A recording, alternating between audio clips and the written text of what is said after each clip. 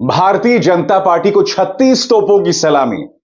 BJP की एक खासियत है कि हर मुद्दे पर रुदाली करना जानती है।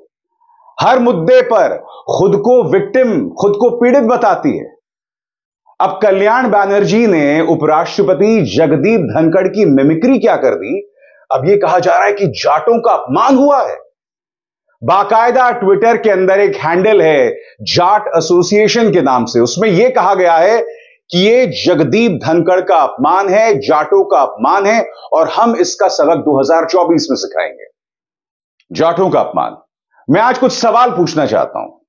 याद है आपको, प्रधानमंत्री नरेंद्र मोदी से सत्यपाल मलिक मिलने गए थे।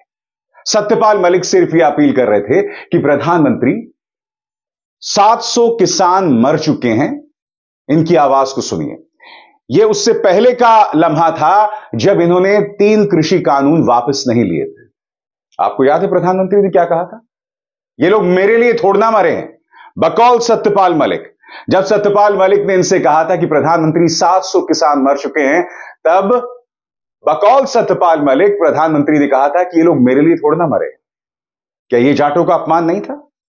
क्योंकि जो किसान उस वक्त आंदोलनरत थे उसमें सिख थे और जाट भी थे। राकेश टिकैत, इनके आंसू याद है आपको? किसान आंदोलन की वो शाम। राकेश टिकैत के बारे में भारतीय जनता पार्टी ने बाकायदा अपने ट्विटर हैंडल पर चलाया था कि अगर तुम लखनऊ गए, उत्तर प्रदेश गए, तो योगी जी तुम्हारी चमड़ी उधेड़ देंगे। यह जाटों का अपमान नहीं था? नहीं, मैं समझना चाहता हूं, मिमिक्री कर लेने से वो जाटों का अपमान हो जाता है। यहां पर प्रधानमंत्री कहते हैं कि वो मेरे लिए थोड़ा ना मरे। राकेश टिकैत का मजाक उड़ाया जा रहा था। इस व्यक्ति को न जाने क्या क्या गालियां नहीं दी गई। हमारी महिला पहलवान बेटियां, देखिए दिल्ली पुलिस ने किस तरह से सड़क पर घसीटा था इनको। बृजभूषण शरण सिंह पर आज तक दिल्ली पुलिस ने कोई कार्रवाई नहीं की, जबकि दिल्ली पुलिस की चार्जशीट में बाकायदा गवाहियां हैं कि बृजभूषण शरण सिंह ने सांस चेक करने के बहाने उनके स्तन, उनके वक्षस्थल, उनकी छाती को छुआ। यह जाटों का अपमान नहीं लगता तुम्हें? जगदीप धनखड़ की किसी ने मिमिक्री कर दी तो वो जाटों का अपमान हो गया। एक और चीज याद दिलाना चाहता हूं मैं आपको किसान आंदोलन की। याद कीजिए, जब किसान आंदोलन चल रहा था तब सुप्रीम कोर्ट में केंद्र सरकार ने एफिडेविट जारी किया था। उन्होंने कहा था कि इस आंदोलन में खालिस्तानियों का प्रवेश हो चुका है। आज तक कोई सबूत नहीं है इस बात के। जब आप ये बात कह रहे थे तो उन किसानों का आप अपमान कर रहे थे जिनमें सिख थे, जाट थे। तो क्या आप यह कह रहे थे कि हमारे जाट भाई बंधु खालिस्तानियों के साथ, देशद्रोहियों के साथ आंदोलन कर रहे थे? उस आंदोलन के बारे में पीयूष गोयल, रविशंकर प्रसाद जैसे लोगों ने अर्बन नक्सल जैसे शब्दावली का इस्तेमाल किया, तब तुम्हें जाटों का अपमान नहीं दिखाई दिया? मैं आपसे समझना चाहता हूं, ये गंभीर मुद्दे थे। जहां सही मायनों में जाटों का अपमान हुआ तब आपका खून नहीं खौला, मगर हां, किसी ने मिमिक्री कर दी तो वो अपमान है, वो जाटों का अपमान है। मैंने कहा था यह मिमिक्री गैर जरूरी थी, मगर इसके पीछे की सियासत को समझिए। इसका सिर्फ एक मकसद है कि राहुल गांधी पर निशाना साधा जाए, जो सिर्फ अपने कैमरे के साथ इस तरह से खड़ा हुआ था, और जगदीप धनखड़ ने भी राहुल गांधी पर ही निशाना साधा। सुनिए जगदीप धनखड़ ने क्या कहा। मैंने कुछ देर पहले एक टीवी चैनल पर देखा है, गिरावट की कोई हद नहीं है, गिरावट की कोई हद नहीं है। आपके एक बड़े नेता एक सांसद के असंसदीय व्यवहार को वीडियो कर रहे थे। जगदीप धनखड़ यहां पर संवैधानिक पद की बात कर रहे हैं। जगदीप धनखड़ जी, आप बताइए ना, ये रमेश बिधूड़ी, याद है इस व्यक्ति ने किन किन शब्दों से दानिश अली को नवाजा था? तब आपकी आत्मा आहत क्यों नहीं हुई थी बताइए? राहुल गांधी तो राज्यसभा के भी नहीं है। फिर मुझे बताने की कृपा करें कि आप राहुल गांधी पर क्यों टिप्पणी कर रहे थे, और अगर आपने राहुल गांधी पर टिप्पणी की सिर्फ इसलिए कि वो व्यक्ति इस तरह से कैमरा लेकर खड़ा हुआ था, तब आपने रमेश बिधूड़ी पे कुछ क्यों नहीं कहा? बताइए, तब आपने रमेश बिधूड़ी पर कुछ क्यों नहीं कहा? आप आज जहां जाते हैं, आप भारतीय जनता पार्टी के प्रवक्ता की तरह बात करते हैं। आप ये कहते हैं कि जिस तरह से मोदी काल में सरकार चल रही है वो गीता के हिसाब से चल रही है। आप प्रधानमंत्री की तुलना अर्जुन से करते हैं। आप महात्मा गांधी कहते हैं इस युग का गांधी मोदी है। आप अपने संवैधानिक गरिमा को आहत कर रहे हैं हर गुजरते दिन के साथ, और फिर आप ये कहते हैं कि आपका अपमान हो रहा है। आप संवैधानिक मान्यताओं की बात करते हैं, आप इन जरूरी मुद्दों पर एक शब्द नहीं कहते हैं। जगदीप जी, मैं समझना चाहता हूं क्यों। और सबसे बड़ी बात, विपक्ष की महिला सांसद आज आपसे सवाल कर रही हैं कि हम जब बोलना चाहते हैं तो कैमरा हम पर नहीं होता है। सुनिए जया बच्चन क्या कह रही हैं, उनके इन शब्दों पर गौर कीजिए।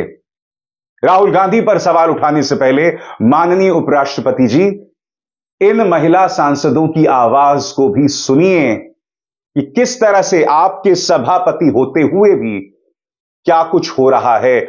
आपकी निष्पक्षता पर सवाल उठ रहा है सदन के अंदर और सदन के बाहर। सुनिए जय बच्चन क्या कह रहे हैं। और फिर एक टूल किट शुरू हो जाता है पापा की परियों और मीडिया के गुल्लुओं कालुओं और दंगेबाजों के बीच में। ये देखिए, एक मजबूत लोकतंत्र के लिए एक मजबूत विपक्ष होना बहुत जरूरी है, लेकिन खी खी खां खां ये देश के माननीय हैं, देश के उपराष्ट्रपति जगदीप धनखड़ का मजाक उड़ा रहे हैं। ऐसा प्रतीत हो रहा है जैसे ये देश का संसद परिसर नहीं, इनकी किटी पार्टी का वेन्यू हो। तो बहन मेरी, मुझे बताओ ना, जब 141 सांसदों को निलंबित किया गया था तब ये आक्रोश कहां गया था? तब संसद की गरिमा कहां गई थी? सिर्फ सवाल उठाने के लिए।